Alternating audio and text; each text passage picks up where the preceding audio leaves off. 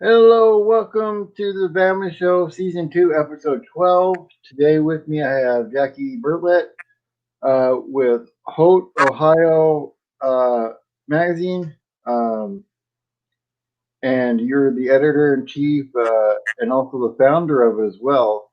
And so I kind of wanted to ask you about that because you worked in modeling and stuff before.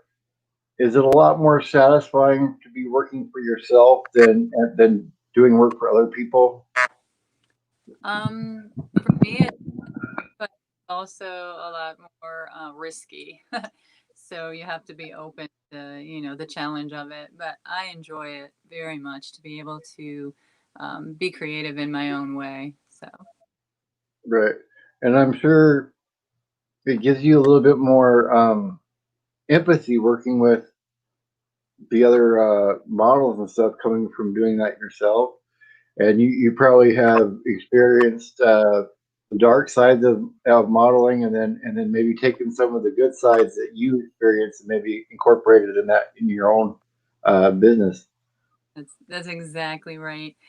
So when I was modeling, things were quite different than they are today. Mm. But I did learn a lot of good and a lot of bad. So I kind of knew the red flags and the signs that the models need to be looking for and things like that. I've also spent a lot of years kind of narrowing down my Rolodex to people that I trust in the industry that I feel like I can refer models to Mm. as quickly as possible. But for me, definitely behind the camera, which is my first love, actually, I'm a commercial photographer.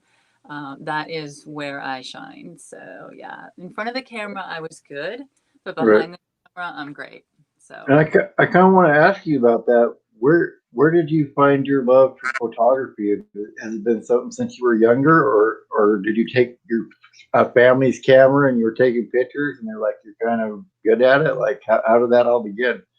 no, it actually was my poor mother. I was going to be a doctor. That was my plan in psychology, a doctor of child psychologist.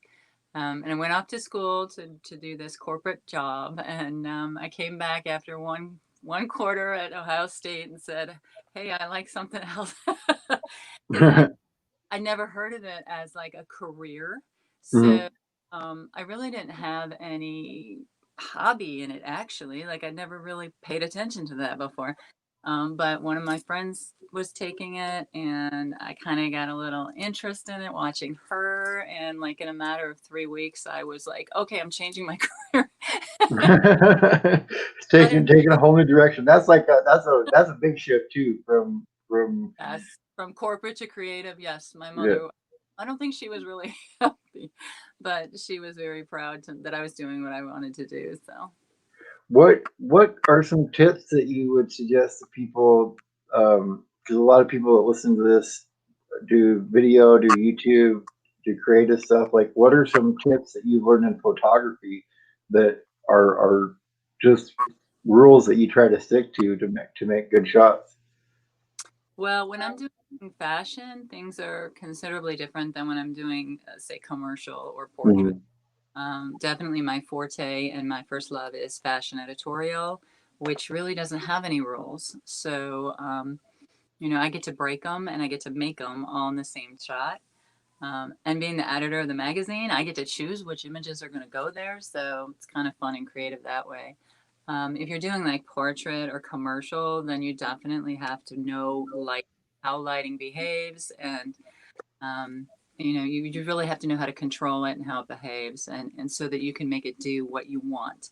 You may Hmm. want perfect lighting, you may want imperfect lighting, but you need to know how to make it work. So I would spend hours and hours with the camera and different lighting sources and learn what your camera does with it. Yeah, that's probably the best tip. It's always the light. Always the light that gives you the control. It seems like. We have a couple people in here already.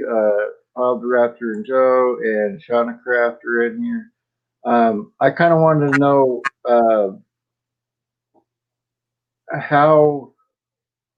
how did you get over the fear of taking that first step and starting the magazine and starting the other businesses? Because there's always that fear of it. Well, what if I don't make it? Hmm. How did you push through that part? Well, I've always kind of been a freelancer just because, as a commercial photographer, that's, it's hard to make a living at it. Hmm. So I kind of have always had the entrepreneurial spirit. But about 12 years ago, I had to resign from my actual day job position as a graphic designer Hmm. because my third son, well, my third child, my second son, was born very ill. And so there was a significant amount of medical issues that had to be, tended to. And so I resigned to be with him and to stay home with him. And after we got like medically stable, that he was going to be okay and he was cleared, then I sort of felt like, okay, it's time for me to go back to work. But it didn't work out that way. And my husband said to me, listen, if you're going to be at home, because I can't sit still, I'm one of those people, I just can't sit still. Why don't you just start the magazine you always wanted to start? You're a great photographer, you're a good graphic designer, fashion, why don't you just make the magazine? And I was kind of like, wait, what? Because that really was my dream way back in college, was to be a commercial artist, editorial fashion for a big New York magazine. And Right, but I was too afraid to go because I was just this little, Clevelander, and New York was a lot different then. It was a lot more scary. right, Um, so I was too afraid to go, and so I never did follow that career dream.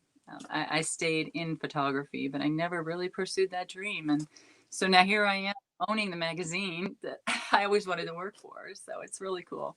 right. And you're when you mentioned the Midwest and you were being scared to go to New York, you kind of work with models and stuff there specifically in the Midwest. So that probably helps a lot of people like you were that were kind of scared about New York to have a chance to do modeling where they're more comfortable. Right. And because I have actually been sort of, I've been in the industry, but from the Midwest, working kind of remotely from New York now and then. So I really have connections in many main markets. And so with my model, I manage models as well. And those models get the benefit of sort of previewing the area. If they want to see New York and maybe that's kind of their goal, I Right, can get there for like a few New York fashion weeks so they can see if really this is what they want. Some get there and say, oh, no, no, no. And they learn that before they've made a huge investment or picked up their whole life. And so yeah, it's really important what we're doing for people who have dreams of going into the major industries. We get their feet wet and we show them, get them off on the right path. So right. And is there your son that was ill? I kind of want to know, is there anything, and you have a couple of your kids as well. Is there anything that they have taught you, maybe about yourself or just about life in general, that you didn't realize before? well, I've definitely learned to value every minute. I've always loved life. I've never been like a negative Nelly kind of person. I always really embraced life. But since Trent's illness, and it was really day to day for a while, very touch and go, I definitely learned how to value the people in my life and every minute that we have. So that's what they've taught me, and they taught me how to love beyond limits, because the older two, they were still very young. They were 6 and 8, and I pretty much had to put them on the shelf so that I could Mm, deal with my brand new baby who was very, very ill. So thankfully, my grandparents or my parents came through and took care of a lot of it, while my husband and I handled the medical parts of things. right, Um, but I learned resilience from them because they never felt like, well, why does he get your attention? They really understood and participated in what we could do to make him better. So right, it's right. really the beautiful. It's one of those things that can either totally tear you apart as a family or as a husband and wife, or it can totally bring you tighter and closer. And I think we made it through the good way.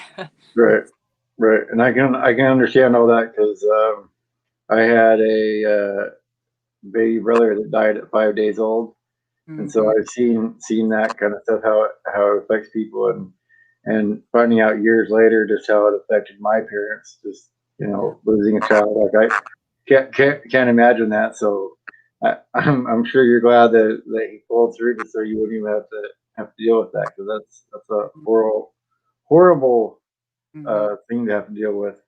Yeah. Um, Yeah. and Bob the But either I have Raptor, empathy for either. You either have yeah, experienced or haven't. yeah, So that's a despair that I can't even describe. So. yeah. And Bob the Raptor and Joe, they want to know, is the magazine online as well as in paper? Mm-hmm. And then how has the information age changed how you market your magazine? First of all, yes, it is mainly online downloadable. You can get it through our website, hauteohio.com, HAUTE.com. Actually, everything is there, from subscriptions to one-off issues to Ohio Fashion Week submissions, how to become a model, be a designer, all that stuff is there. You can get it online as a digital download, or you can order it for print and ship directly to your door. So most of my readership is like into the technical age, so they just want to put it Mm-hmm. on an iPad and take it with them, So that's definitely where the bulk of my readership is download. But you can do it either way. Has there been somebody that you worked with? Maybe they started with you or whatever, and now they're super successful. Like, you've seen them all over the place. Yes, but I can't say who. I can't say who, but yes, two actually, since I started the magazine. But over the years, as a commercial photographer, working, because I'm also a designer, so Right. I have, I've been doing editorial photography, from picking the models to making the clothes, to marketing the images, for many years. And over the years, I've certainly worked with models who had never modeled before and Mm. now are working big markets. Yeah, so that's The, kind of a gift of mine, I think. So I'm able to help people get started where I didn't have that opportunity back in my day. right. Cool to be able to offer that now. Yeah, I was gonna say, it must be nice to be able to be part of somebody's story, and them becoming successful. Um, like, anytime that I can on YouTube, like, help like a smaller channel or something like that, it always is fun for me, because I know how it is struggling, and you had that experience of being, you know, on that side of it. Mm-hmm. So, um, again, that empathy for it makes a lot better situation. Right. And I think that for me, it's not so much, I don't get so much pride out of them becoming successful as I do having taught them how to be as safe as possible in this industry. Because, Hmm. it's a really predatory industry if you don't know what you're looking for and what is real in the industry, what real protocol would be. So that to me is more important, what I'm doing to especially young models who are very, very vulnerable. Right. So. What are some red flags that people should look for? Like, anybody like that's here on YouTube that listens to this, or if they get offers to come to this photo shoot for this product or whatever. What are some red flags they should look out for, that they might be walking into one of those type of situations? Well, specifically if you're a minor, but actually across the board, for the first time you deal with somebody as far as a photographer or an agency that you've never dealt with before, they Mhm. should always allow a chaperone, at least for the first meeting. And if there's a photographer, and a lot are like this. So, but even if they're like that, that doesn't mean they're, bad. It just means I would stay away, because that's a little nerve wracking, and you need to have trust in each other. And if the model comes to set worried about what's going to happen, then you're not going to make a great image, even if that is a real plan. Um, Mhm. so that would be my first one, is make sure always that, at least on first meetings, and if you're a minor, that you have a chaperone all the time, and they allow it. Because many photographers will say, no, no chaperone, just one, just you, that's it, we're done. So I'd kind of be like, I don't know about that. Right, right, Hmm. and kind of, I'm really was really happy to see that you try to, your whole thing is 100% inclusion. So Yes. did So did that also come from your experience modeling and seeing girls not get picked for things because of the size they are, or anything else? Modeling, there was no I mean, like, there was no variation. It's just you were not a model unless you were 5'10" or 6 foot and a size 4 or a size 2. There was just no opportunity beyond that. So everybody I worked with fell into that category. So I never really saw discrimination in that respect. But just in life in general, I really believe in one world, one race. And I know what it's like to be bullied. I mean, I was 6 foot tall and, skinny as a rail, and I got all the bullying in high school dressing. Right. But that fueled me. Like, for me, like, that made me stronger. And I was like, oh, yeah, well, I'll show you. But Right. some people can't take it, it really crushes them. And it's really, to me, it's important that we build people up instead of tear people down. So I actually highlight the differences. I seek out models who are different than the typical model. I mean, I work with typical models too, Mm, but I seek out the different humans so that we can be proud of the beauty in everybody.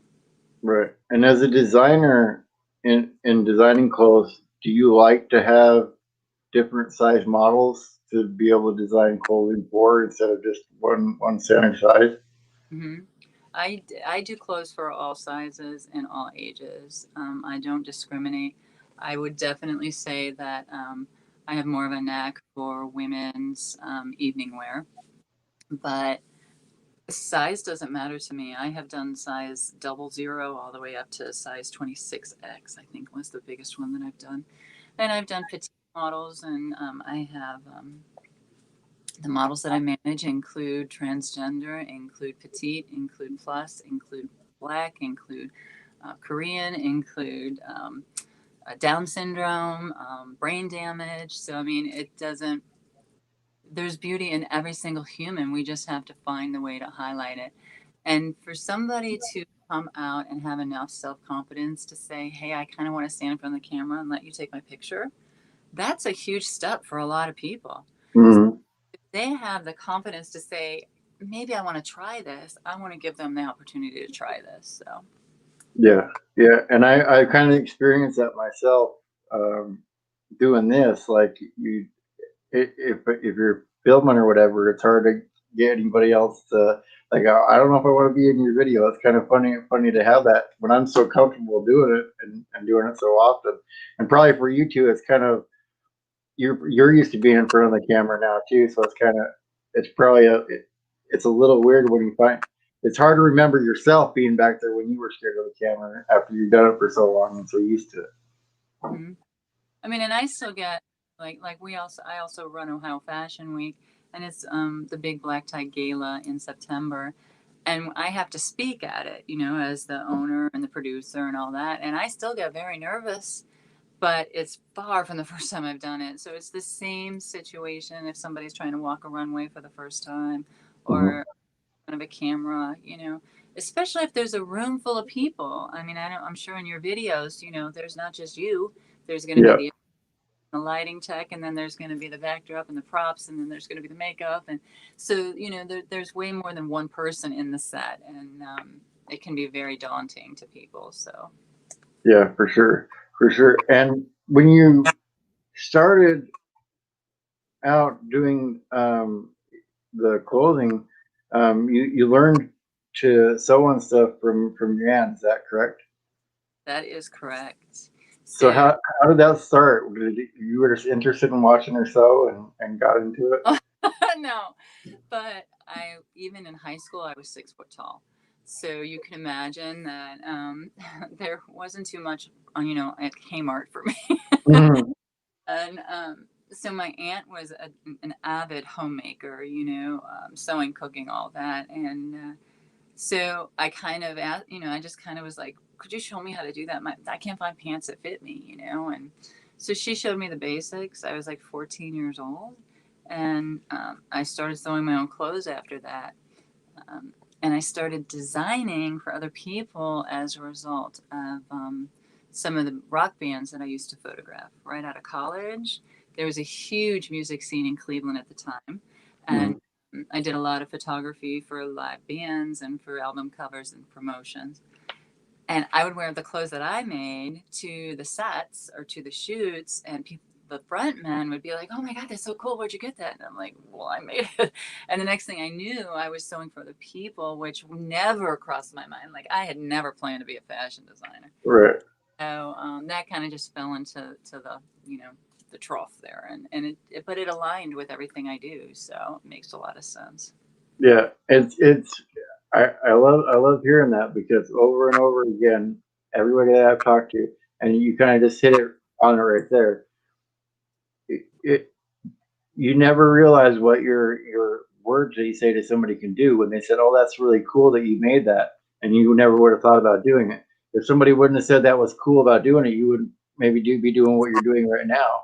So it Ex- kind of always makes you, at least for me, it started to make me be more aware of how I deal with people and talk to them because you never know.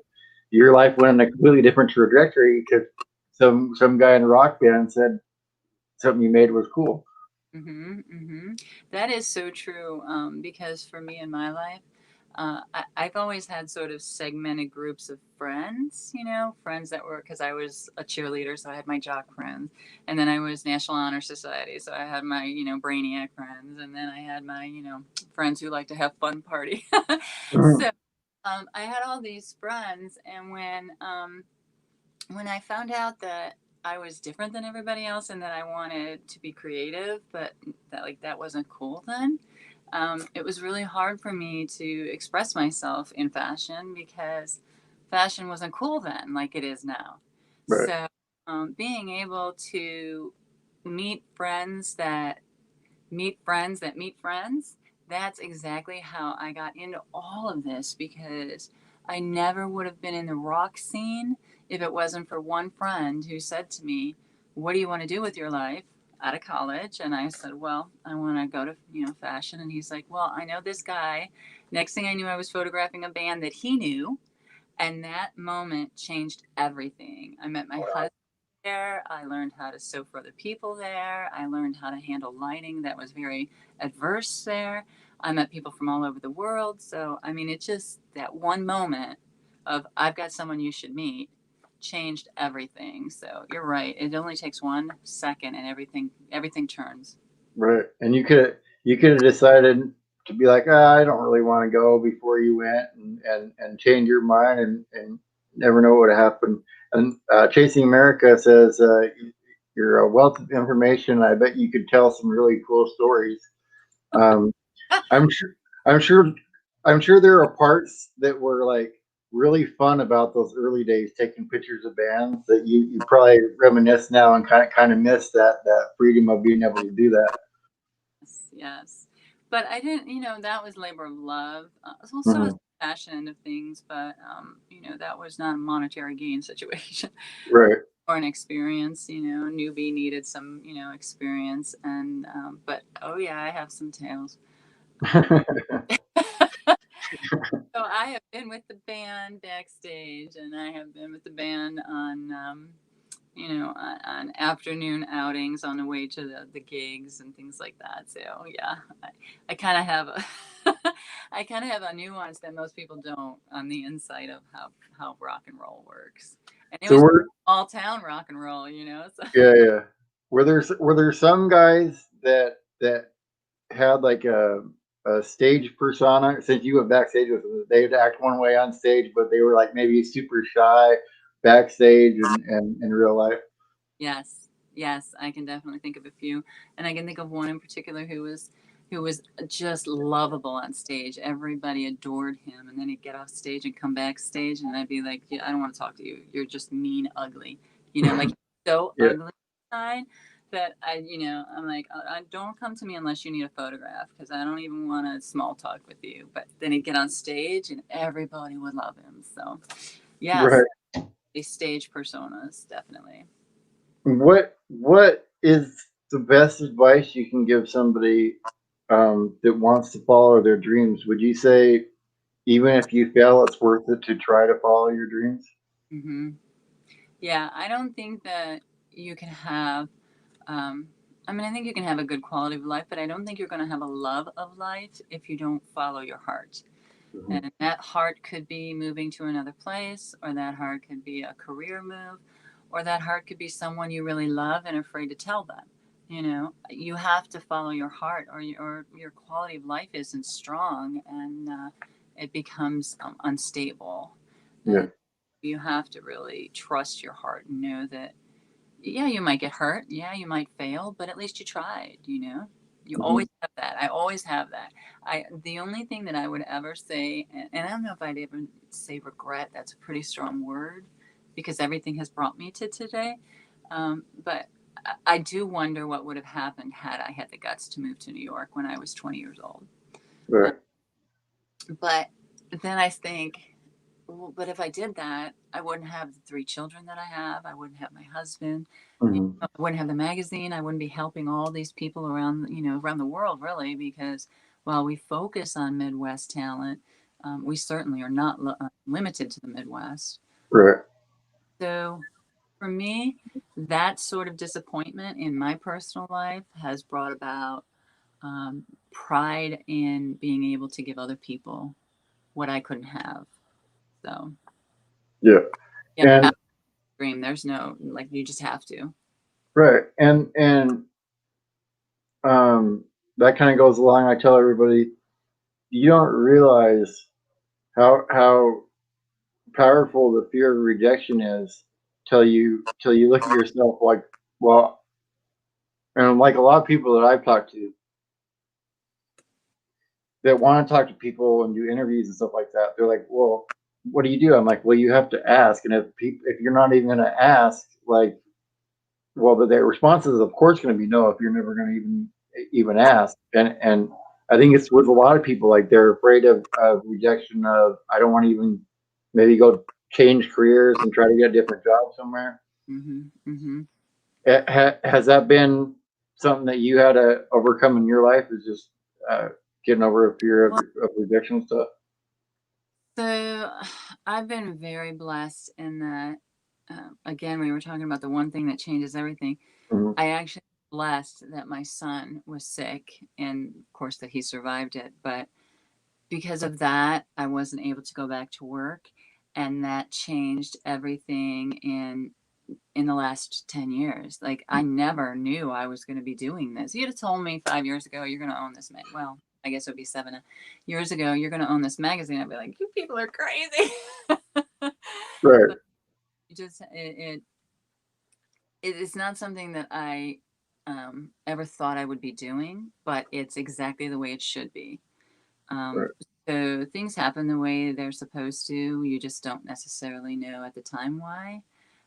So for me, I cannot go back to work personally because my son still has issues with schooling levels. So we choose not to put him in public schools. I homeschool him.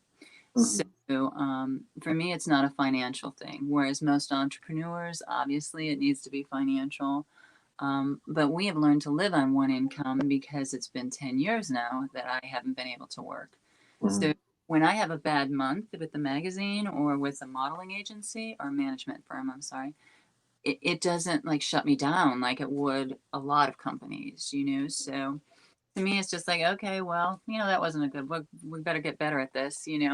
But I understand that most people don't have that, that advantage. And so I don't, if that was what we needed, we probably would have closed several times over the last few years. But, like I said, things happen exactly as they should. And those down months brought me up higher the next month because I learned, what did I do wrong? Why did revenue stop or drop? And I didn't Mm-hmm. kind of go, oh my gosh, we're done. Right. I, I have the ability, and I get to enjoy that. I don't have to make the money. Yeah. I'm okay Yeah. Yeah. That's like that. it gives you the security to be able, and like you said, that allows you to dive further in the numbers and figure out exactly why and what's going on. And you were talking about 5 years. If you could hop in the DeLorean and go back in time and tell yourself when you're just starting out with those rock bands taking pictures, that one day you're going to have your own magazine and designing clothes for all these people. You probably wouldn't even believe your own self, let alone somebody else.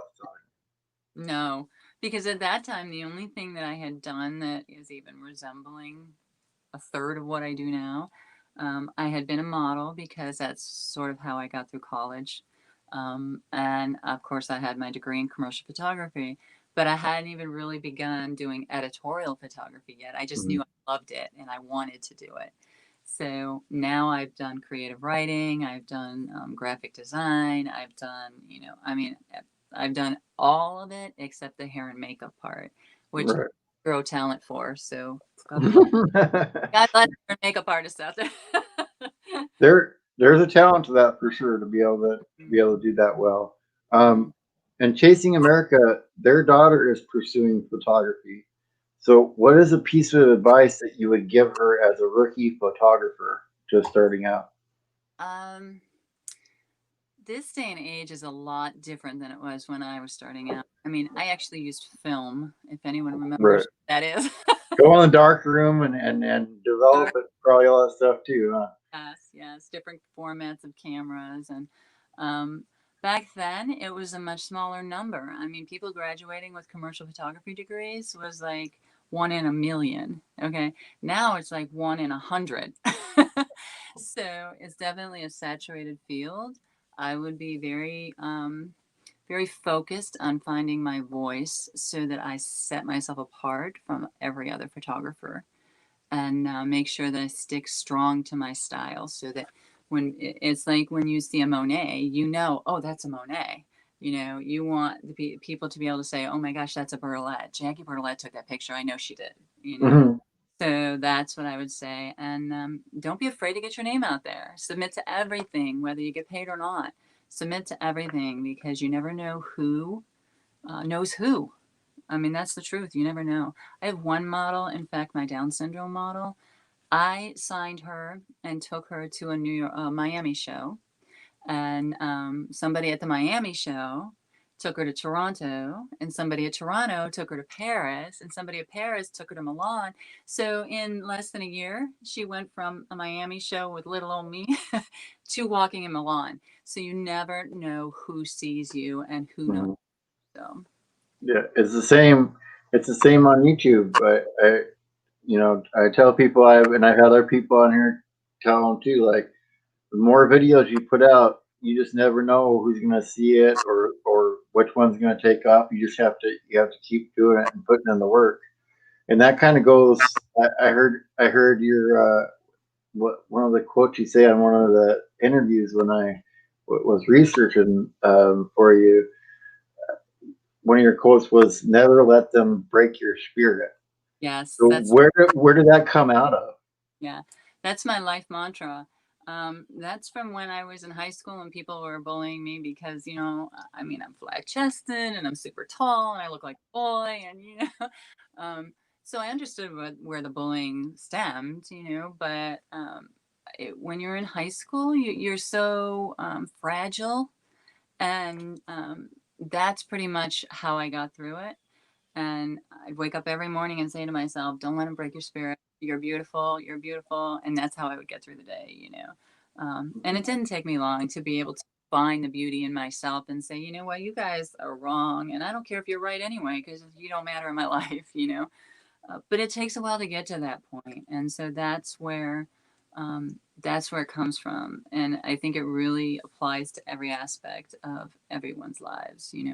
Know what's in your heart and know the truth. That's what's important.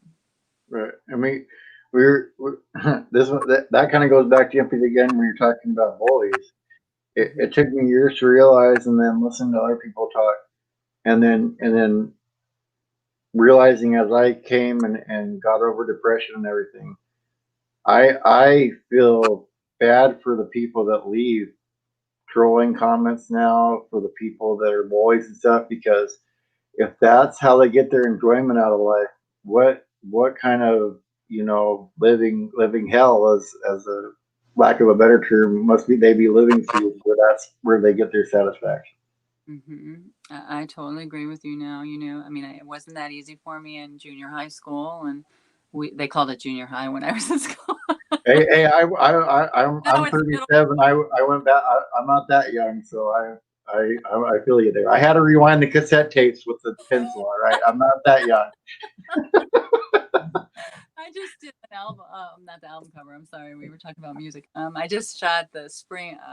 Geez, where are we at? The fall cover, and part of my concept. This is one of my problems is that I have this creative mind that sends concepts into just I don't know the universe. Yeah. So I had this concept of doing. I'm not supposed to give this away, but I will. Of doing a modern take on the 60s, 70s family matching outfit thing.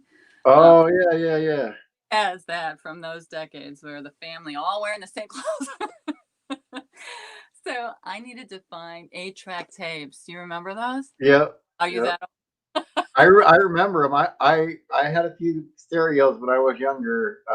They weren't making them too much anymore, but I still had some stereos when I was younger that had the ability to play 8 tracks for sure. Yes, 8 tracks. Yes. So, I mean, they were starting to fade out, and cassette tapes were the new fad then. But yeah, I remember having a couple things on, Xanadu. I had Xanadu. um, but so I needed to find them for the cover for props because I mean, as a photographer, you have to create the whole ambiance. It can't just be a picture and tell the story. You Right. have to. It's just like video. You have to put the whole thing together so that the story is one look and the people know what the story is.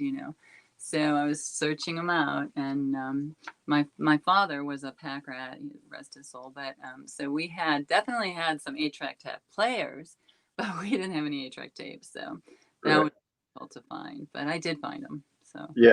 Yeah. They're the whole story part of it.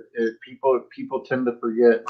Um, forget about that, and I hadn't even really thought about it in doing the photography, but I guess when you're setting up for doing shoots like you do, mhm. you are trying to tell a story with the picture and not just trying to capture a moment.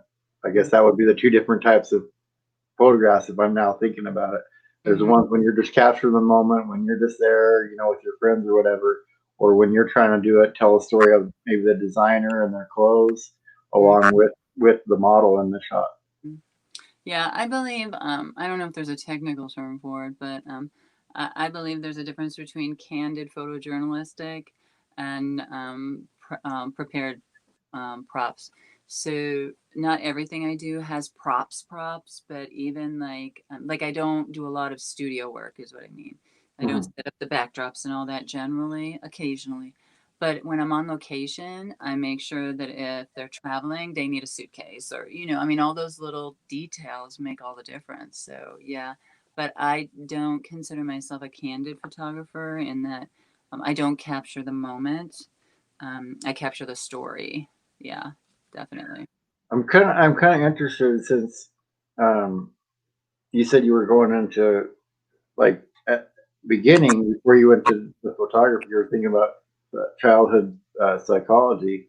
Mm. Um, and I'm kind of wondering because it seems like I've been noticing it more, um, especially a lot of creators that are on YouTube, um, and maybe there's a lot of photographers that have it as well, but ADD because your brain's able to come up with those ideas and have all these different ideas go on. And I tried to. I didn't realize till later in life I had that because my family had so many problems that my problem with that and with schooling and all that stuff was way down on the priority list. So I didn't find out till later in life when I was talking to some people and they're like, dude, that's what you got. If you're sitting there and you daydream sometimes and you have all that kind of stuff. So getting into something creative finally satisfied my brain. I don't know if it was the same thing for you when you were younger, have it if you had trouble in school and daydreaming and all that kind of stuff. I didn't actually like. I did not grow up creative. I mean, when I was in school, there was only like 5 jobs that a woman was to be. Okay, a woman could work, but you were either a teacher, a secretary, a nurse, or a homemaker. I mean, like, that's it. There was nothing. Mm-hmm. So, like, I never knew you could be in the arts. You know, I didn't know that was a career. So I had planned on being a doctor because I actually was really, really good in school. School was a breeze for me. And that's why it's really hard for me to work with my son because it's not easy for him. And I have to always, it's such a challenge because I have to always think of new ways to kind of deliver the information, you know. I'm like, dude, why is this so hard? I don't understand why you don't get it, you know. But we get through it together. He he works with me and I work with him. But no, I did not have that problem because I didn't know I was creative. Mm-hmm. I just didn't know it until one day I was at a party and my friend said, "Oh, I'm going to school as a photographer," and I was like, "Wait, what? To be what? You can't do that." And she was like, "Oh, yes, I can." And I'm like, "Really? You can do that?" So Right. that's when I realized I was creative, and I didn't even know if I was going to be any good at it. Right. It turned out to be I'm really, really good at it. It's definitely a talent that the Lord has gifted me with. But Right. at the time, I had no reason to believe I would be good at it. But I took the leap anyway. Turned from Right. doctor land to, you know, photography land. So, And that's I've come to realize that more. I mean, since I've been doing this and talking to people, and everybody's like, "Oh, you're really good at it," and I still feel maybe you have challenge with this too, um, with your photographs. People tell you, "Oh, you know, it's super great," but as the creator that looks at it, maybe you look at it and you still see flaws. Like, "Oh, I really wish we would have had it maybe turned this much more. Maybe the light was this way and it would have looked better." Because I sometimes I'm like, oh, I forgot to ask a question that I really want to know about. So is that something that you have to struggle with on your side, being a creator and kind of having to let other people's eyes appreciate the work and kind of taking that and not just looking at it from your eyes? right. And not discount their compliment. That Right. took me a while. For probably the first 10 or 15 years, because I've been a photographer for many years, 10 or 15 years, I still wasn't really confident in my photography. I mean, I thought it was good, and some other people thought it was good, you know, but I didn't know if it was, you know, worthy, you Mm, know. But I don't know if it came with age or if it came with being more comfortable with what I do, but now I have no problems. I know every single shot is going to be what I want. Like, I don't quit until I'm done. That's the right. shot. Wrap it up, you know? Um, like, I know, but I also I don't painstake and I don't seek out perfection. Hmm. So a lot of photographers, especially portraits, are really focused on making sure the lighting is Rembrandt and everything's perfect and the triangle's there and, you know, like that. If I'm doing portrait, I'll usually use ambient light on the window and do a window portrait that has really heavy light shadow ratios because I don't like perfection. Like, that doesn't tell the story for me. There's no Hmm. mood in it. And so I don't worry about if it should have been one more inch or, you know, it should have turned or her hair should have flipped or the skirt should have moved or we didn't show enough shoe, whatever. Um, I don't worry about that. I don't, because what I do capture the moment in that I'm capturing the feeling of what I'm shooting, but I'm capturing the mood, not like it's not like editor it's not like photojournalistic where I say, Right. "Oh, this happened yesterday." I'm saying, "Oh my gosh, look at how fun you could be," you know. Right. Right. So the mood is mainly what you really try to go after. Then you want that to come across and jump off the page more Mhm. so than try to make it, well, for lack of a better term, picture perfect. Mhm. Mhm. Yes, I we learned all the rules in college. I mean, I remember my professor saying to me, "You have to learn the rules before you can break them." And so I know all the lighting. I know how to control lighting. I know how to make it do what I want, make it dance, whether it's blue or yellow. I mean, I know all of that inside Right. out. And I almost never use it because I don't like to control it that much. I like to know that we're just showing up. I'm going to photograph it. It's going to be incredible. Mhm. Um, I just did a set yesterday on the beach at sunset. The only reason I brought lights with me was because of the silhouette factor. Other than that, I would have just used the sunset. Right. So. Well, golden hour is always a good time to get some nice Mhm. color and stuff in your photographs, anyway. So. Yeah, well, we were doing fashion, so I mean, it was a model that she had to be lit enough that you could see her clothes. Right. But it still wasn't highly lit like you would expect it to be. To me, it was more about the mood of being on the beach wearing this really beautiful dress, Right. and celebrating the evening with your loved one or whatever. So yeah, I'm definitely more about mood. And you can see this our summer issue and our pandemic issue. We always do a special issue focused on non-traditional models, Mm-hmm. along with our regular issue. Our regular issues will have like columns and articles and things like that in it. The special issues are only pictures, so it's more like a coffee table book. Hmm. Um, and this particular time, because of the pandemic, we are giving away the summer and pandemic issues just for people to have something to do. So they're socially distant at home. And so they're free download right now. So that is And not it's normal. on the website, hauteohio.com, and it's HAUTE, Ohio, OHIO, all one word.com. And they can find it on there, to download those two Mhm. not episodes. I'm so used to being on YouTube. Those two issues. Yeah. And the pandemic issue is really more of my artistic version of photography. So it's more like, I guess, photojournalistic, because it's more about what happened during the pandemic, like the silence and the solitude and the calmness of the universe and all that. So it's much more like artistically, sort of like fine art kind of photography. And then the summer issue is your traditional editorial. But I don't do anything traditional, so I do everything out there. I try to push the envelope all the time. Yeah, but that's the people that don't stick to traditions and blaze their own trails. Mm-hmm. That's the ones that becomes the new standard eventually. That becomes what everybody else Mm-hmm. Right.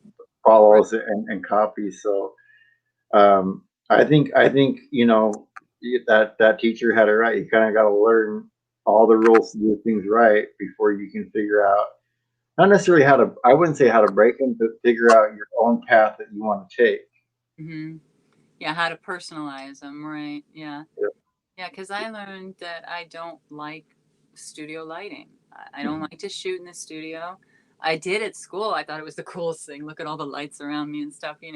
But now I'm like, there's just no, you don't see the soul of the person in the Yeah. portrait for me.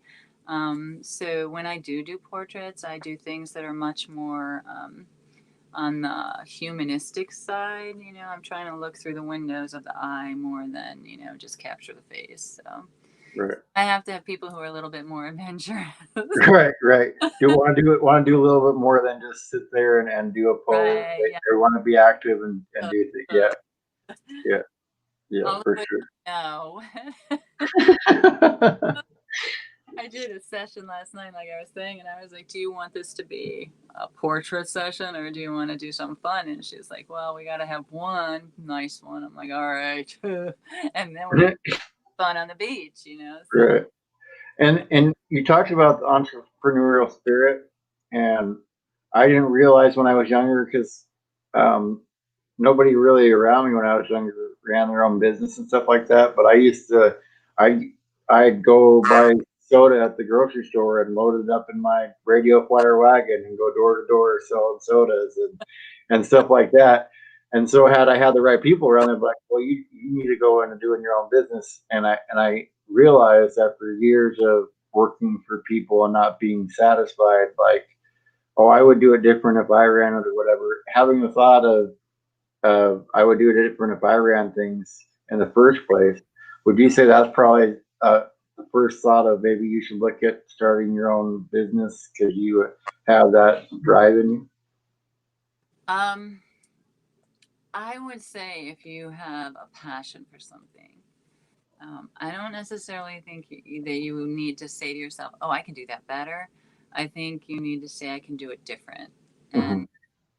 and you need to have a passion for it because you can't. I mean, you can go into business for something you just think is going to make money. Like let's say I went into real estate. Okay, well I Right. can get real estate. Okay, but I don't have a passion for it, so I will never get rich on real estate because I don't have a passion for it. Mm-hmm.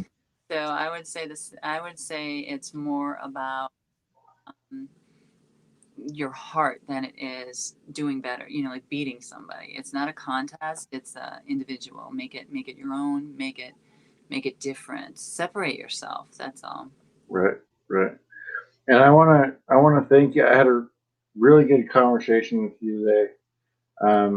Really enjoyed it. And everybody else in here been enjoying the conversation and had blinding lights pop in here as well now too. Um, and is there anything else that you check out the Ohio website? Is there anything else that you have going on that you'd like people to go check out? Mm-hmm. I also manage models through Discovered Model Scouting and Management. We call DMSM. So I teach and develop models how to start from scratch, never done it before, all the way up to walking Paris. So I manage models under that. Of course, I do the fashion design, and I recently launched Great Lakes Fashion Network, which is just beginning, and I don't know how long we're looking at, but goal is to turn that into a nonprofit to bring awareness and education about human trafficking. So that's kind of our next step. We run Ohio Fashion Week, and we deal with a lot of designers from around the world, um, and and we understand it's a dangerous business, and there's a lot of not good stuff in our business. So trafficking is kind of near and dear to my heart. So So that is that something that they deal with in the modeling industry? Is trafficking? Is there a big thing in there? the real industry, they do not traffic. Right, right, right. Not in the real industry, but Right, but it's like in the acting industry, or the movie industry, film, I guess is the appropriate way to say it. Anybody can say I'm a producer. Come over and cast. I'm casting for this movie. Come over for an audition. Next thing you know, you're gone. Okay, mm, so the actual producer probably is not going to do that. right, But anyone could say they're a producer. So anyone can say they're a photographer and that they've worked for Vogue or whatever. How are you going to prove that? You right, know. right, So that's where I think it's just a really predatory industry because it's an easy industry for kids and young adults to be fooled. So that's where, and in the typical and real industry, I don't think there's a lot of trafficking. right, There's some seduction going on that probably shouldn't be taking place, but right. no, the people it's more the I call them the photographers, the ones who really aren't, don't have your best interest at heart. Right, right. Some of them And are photographers, they just post an ad that, come to my house, and they do. yeah, So, yeah. I think it's amazing that you're doing that work then and trying to set up a nonprofit for that. mhm. And that's a lot, quite a few different hats that you wear. And But they're and all related. I mean, right, sounds different, but I mean, I literally take the hat off and do this, take that. I mean, it's all the same when I'm doing a photo shoot. Okay, I need clothes. Okay, there's the clothes, and I need the props. Okay, so I mean, it's all the same, really, for me. The only real stress for me is going to be the nonprofit, which I right. I can pull off because that's a very important issue for me. Well, I hope you can as well, and I'm looking at doing that at some point in the future myself. So Mhm. so I wish you luck on that. Thank you. Stick with me for a second. I'm gonna go ahead and say goodbye to you guys. Uh, Till next time, guys. Stop waiting for life to happen and make life happen. I'll see you next time.